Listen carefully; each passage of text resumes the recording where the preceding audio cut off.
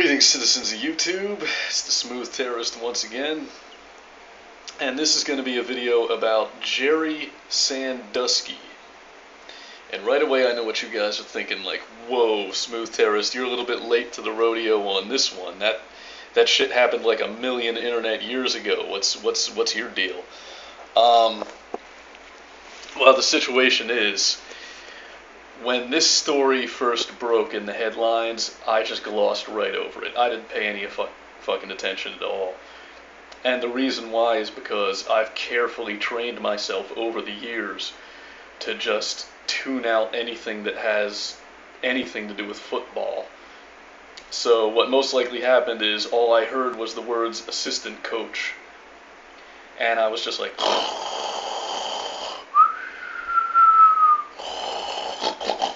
Because that's what I do. If football is going this way, I'm going that motherfucking way. I don't give a fuck about it. I never have. I think it's boring and gay.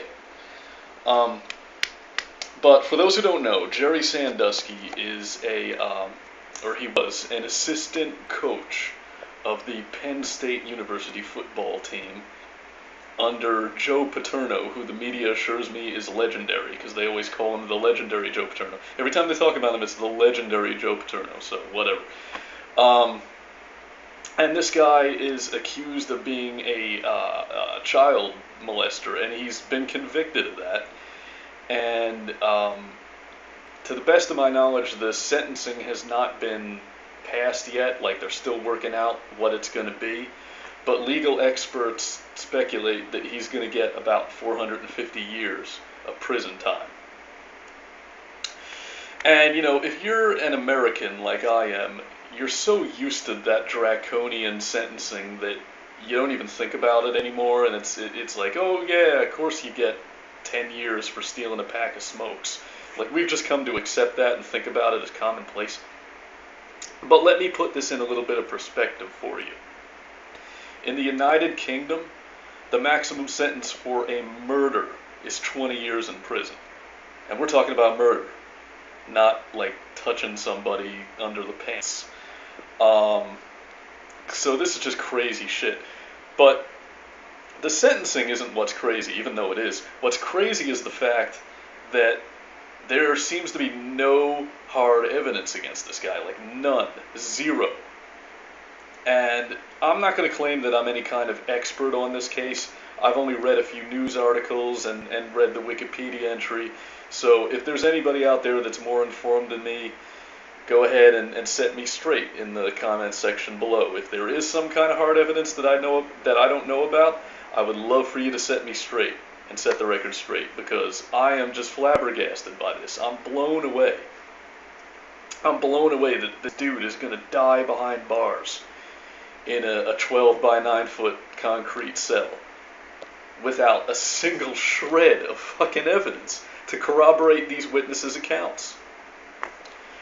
Now, what is hard evidence? Well, that would be like a photograph of him raping a kid, an audio recording of him raping a kid, a video recording of him raping a kid, his fingerprint on a kid's dick, perhaps a DNA sample swabbed from semen out of some little kid's asshole. You know, that is what's hard. That's hard evidence. Now let me tell you guys what is not hard evidence. Hearsay. In other words, eyewitness testimony. Eyewitness testimony is bullshit. It doesn't count for dick. And I feel a little silly being an anarchist who doesn't even believe in the rule of law and having to sit here and explain to you fucking animals how the justice system is supposed to work and like why we have a trial by jury system and all that. But I guess I'm gonna fucking have to, because it seems like Americans have forgotten how that shit is supposed to work. But let's get into the Sandusky thing a little bit, because what I want to talk about first is public opinion. Because really, you know, the law is what it is and whatever. But public opinion is where somebody's really either convicted or found innocent. And we all know that. I mean, we've seen that in the OJ trial. If the public supports you, you're going to walk. If the public condemns you, you're going down. And it doesn't really matter what happens in the courtroom, because the courts follow public opinion, because nobody wants a fucking riot on their hands. You know, I have watched Jerry Sandusky's press statements and his interviews with the press. And I can understand why you guys think that he's a pedophile, but I don't. And I'm not saying that I think he's innocent. And I'm not saying that he's guilty either. I don't know. The fact is, I have no fucking clue, and neither do you. But I strongly suspect that he's innocent. And something I want to point out right now, just in case anybody missed the beginning of this video, is that I'm not a Penn State fan. I'm not like the Beavers or something. I'm not like a rabid Penn State Beavers football fan. I don't have a dog in this fight. I don't give a shit. I just think that an innocent guy is going to die behind bars because of what's essentially a moral panic that's happening in the United States of America.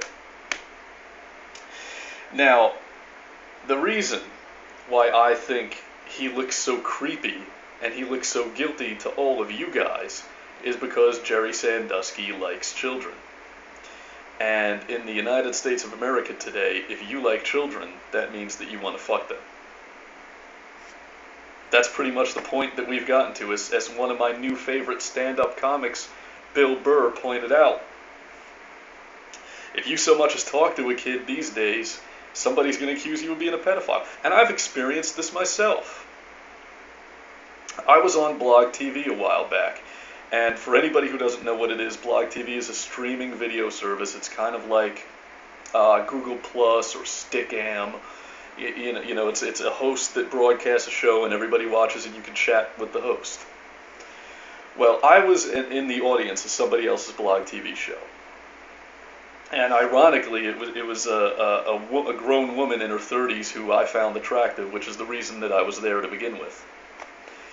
And I did not have operator privileges in this show, but somebody else did. And an operator has the power to kick people out of the show. Well, what happened is the host got up for a minute to go get a drink or do whatever. And her daughter came down and sat in front of the camera. And the daughter was like, I don't know, she looked like she was about 7 years old. 7, 8 years old, somewhere around there. And, you know, she sits down in front of the camera, cute kid, and she's like, hi. And I typed in the chat, I was like, hello, sweetheart, what's your name? How are you doing today? You know, completely innocent stuff. One of the operators says, you fucking pedo, and kicks me out of the show. Now, you know, unlike a lot of people wouldn't have done what I did next, but I made another account and went back because I'm a fucking troll and I don't give a fuck. And I didn't go back in order to win or like get revenge. I had to talk to this guy. I had to get inside this guy's head and understand why he did what he did. So I went back and I said, hey, I'm the guy that you just kicked out a minute ago. How come you think I'm a pedophile? And he said, because you talked to the kid. You know, you talked to so-and-so's daughter. So that's all it takes these days, apparently. And it's not like I said, like, hey, little girl, what's your favorite position? Or like, hey, what kind of underoos do you have on under that oshkosh bagosh jumper? Or whatever. You know, like, all I fucking said was, hi, you know, hello, sweetie, what's your name? How you doing today? You know, I was trying to be nice to a kid. I was trying to be a nice guy, because there was a time when people used to be nice to kids. And apparently you can't do that anymore. And I shudder to think of the emotional damage that this generation of kids is going to grow up with, because they're treated basically like lepers, like pariahs, because they have to be. I mean, I don't even want to think about what it would do to somebody psychologically if, like, you're a little kid and you go up to a grown-up, and you know, kids crave the attention of adults and they crave the approval of adults. So let's imagine that you're a little kid, you go up to some adult, you're like, hi, mister, how you doing? And the guy's like, whoa, I don't fucking know you, get away from me. Hey, I'm not a pedophile. Look, I never touched him. Hey, I don't know what you guys are looking at. I mean, that is going to have an effect, and I can't even fucking begin to guess what that effect is going to be, and frankly, I don't want to fucking know. But look, that's all besides the point. The point is that when I look at Jerry Sandusky's interviews, and when I look at his press statements, I can understand why you guys think that he's a pedo. It's just because he likes kids. I mean, he's a fucking assistant coach. He's a dude that runs a children's charity organization. Like, you don't take a career path like that if you don't like kids. I mean, me personally, I don't really like, you know, I'm not saying I don't like kids. Like, I'll talk to them and shit, but, like, I wouldn't want to be around a group of them all day because they annoy the piss out of me in groups. Like, I would never make it as, like, preschool teacher or something because I'd just be like, shut the fuck up and go sit in the corner, give me some, you know, like, I'd lose my patience because I'm just not that, I'm not a kid type person unless it's like I could deal with kids one-on-one, but I couldn't never deal with a crowd of them. But guys like, I mean, people like Sandusky obviously can, and that's, you know, the fact that he likes them is enough in an American's opinion to be like, whoa, this guy says he likes spending time with kids, what does that mean? You know, like, read between the lines, and what? He's a fucking assistant coach, you dumbasses. Of course he fucking likes spending time with kids, that's why he does the job. So, let's get a little bit into what a moral panic is, and a little bit more about the specifics of this case. Now, I'm not, you know, I've been meaning for a long time to make a video about the pedophile panic in the United States right now, and this is not going to be that video, because that's a huge topic. But I'm going to talk a little bit about what a moral panic is. Some examples of moral panics include the Satanism scare of the 1980s. In the 1980s, everybody was convinced that there were Satanists everywhere, and people were sacrificing children to Satan, and that if you played Judas Priest records backwards, they were talking about Satan. And, you know, despite the fact that there's no hard evidence that any kind of satanic ritual, child abuse, or murders ever occurred even so much as once, everybody was convinced that this was true. Another example would be the Red Scare of the 1950s. Oh, everybody's a communist. There's a pinko hiding behind every book. Everybody's a fucking red. You know, the House Un-American Activities Committee and Senator Joe McCarthy. You know, that's a good example of moral panic. Then, of course, there's the most obvious example, which is the Salem witch trials in Salem, Massachusetts of the 17th century, which I highly suggest you guys read about on Wikipedia because it directly relates to this not Joe Paterno, this Jerry Sandusky shit. It's like the same fucking thing. It's history repeating itself. Big time. Big time. Now, you know, there's, as Jerry Sandusky's defense team themselves pointed out, a lot of these witnesses not witnesses, a lot of these victims, quote-unquote victims, didn't start coming forward until it was publicly known that there was going to be a lucrative settlement with the university. So that gives them a cash motivation to want to come forward and say, like, oh yeah, he fucked me in the ass when I was a kid, let me get a piece of that pie, let me get some of that settlement payout. But I don't really think that money is the reason why this is happening. I think what it has to do with is mass hysteria.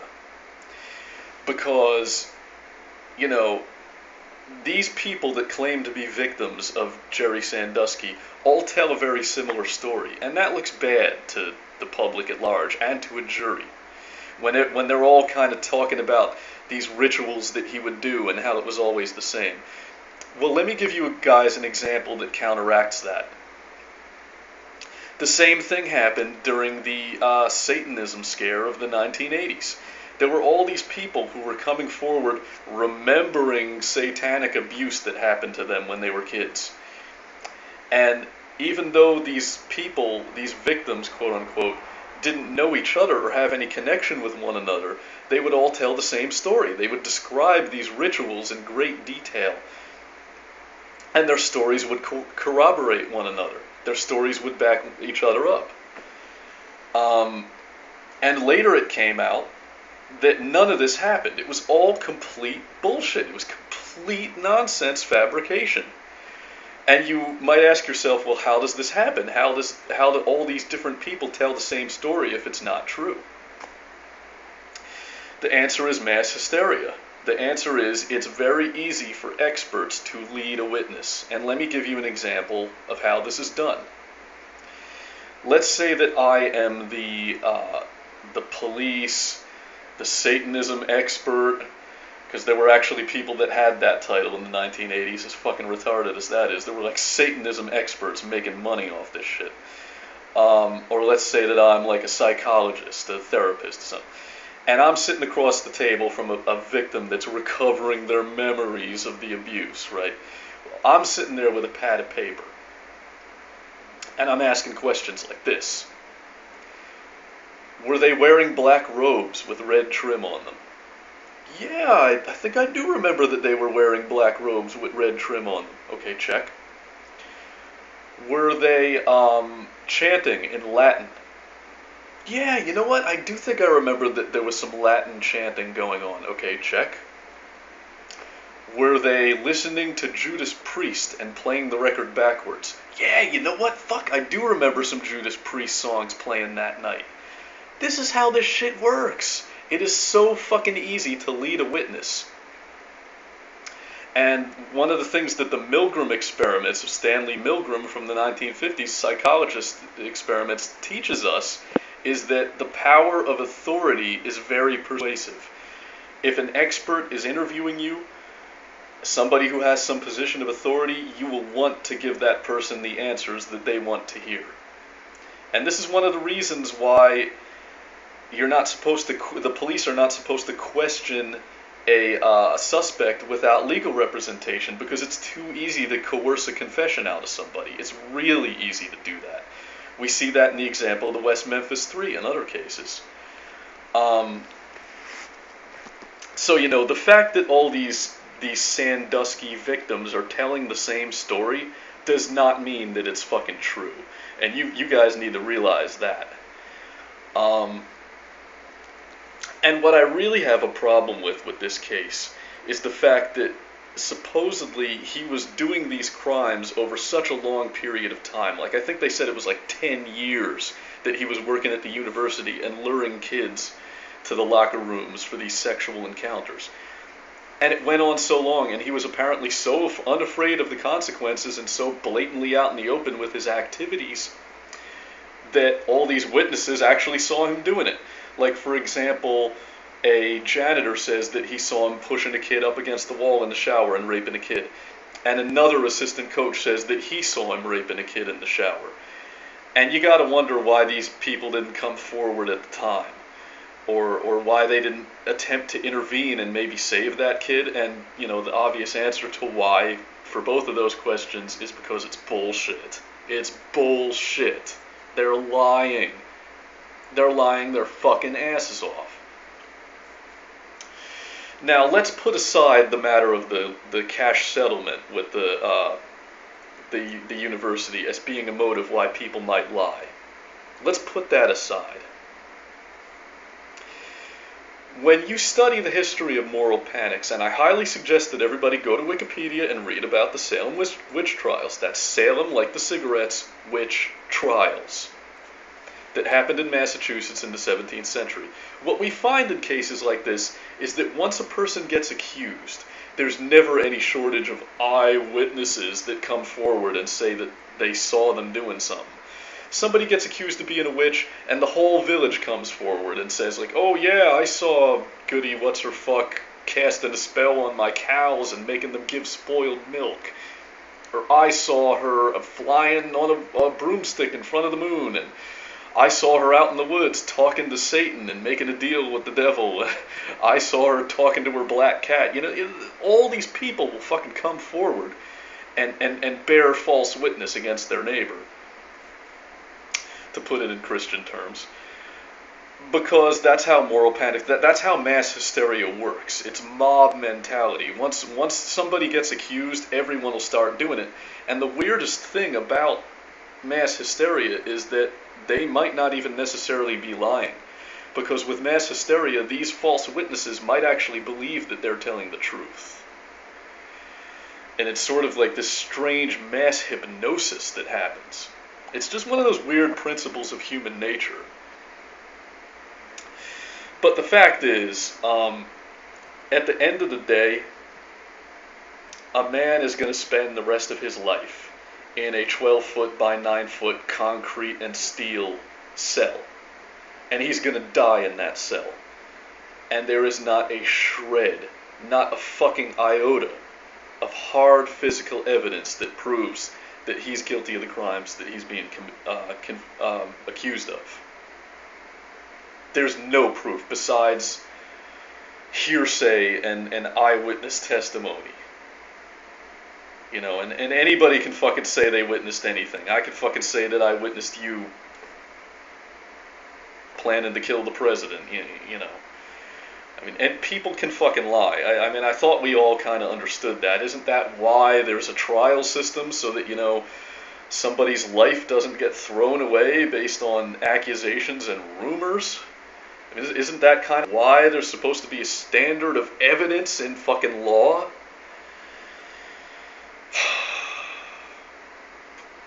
It just fucking, I mean, I almost want to stop watching the news sometimes, because it just gets worse and worse in this country. I swear to God. Anyway, and like I said, if any of you guys know something that I don't, and there is actually some kind of hard evidence, please set me straight and make me feel better about this whole thing. But I gotta tell you right now, as of this moment, there is nothing short of hard evidence, and we're talking about photographs, fingerprints, video recordings, audio recordings, DNA samples. There is nothing short of hard evidence like that that's going to make me believe that this guy is guilty, even if he himself comes out and confesses that he did it. Because the justice system has had hold of him for long enough to brainwash him into thinking that he really is a pedophile. Because one thing that we saw with the Salem witch trials and the Spanish Inquisition is that it's easy to coerce somebody that's accused of these crimes into saying that they're guilty. If you torture a witch long enough,